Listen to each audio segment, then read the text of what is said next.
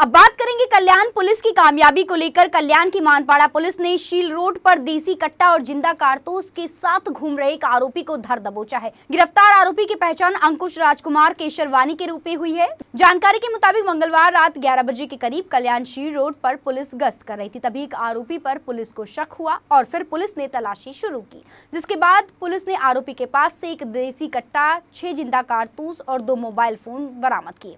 हथियार लेकर घूमते हुए व्यक्ति को पुलिस ने गिरफ्तार कर उसके खिलाफ विभिन्न धाराओं के तहत मामला दर्ज कर आगे की जांच शुरू कर दी है। फिलहाल पुलिस इस मामले की जांच में जुट गई है और पता लगाने की कोशिश कर रही कि आखिरकार इस व्यक्ति ने हथियार कहां से लाए। एक संशयित इसम फिरत आहे अशी आमच्या वरिष्ठ पोलीस निरीक्षक श्री काबदाने साहेब मानपाड़ा पोलीस स्टेशन यांना माहिती मिळाली।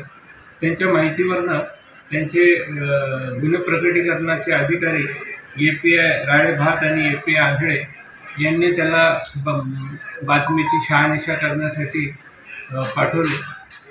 ते जेव्हा घटनास्थळी गेले तेव्हा तिथे त्यांना एक इसम संशयितरित्या आढळून आला।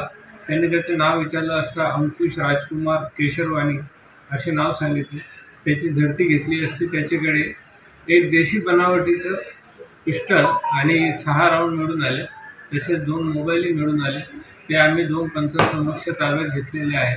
असा 1,38,000चा मुद्देमाल त्याच्याकडून हस्तगत करण्यात आलेला आहे। त्याच्या विरोधात गुन्हा दाखल करण्यात आला आहे मानपाड़ा पोलीस स्टेशनला आणि पुढील तपास मानपाड़ा पोलीस स्टेशन करेल।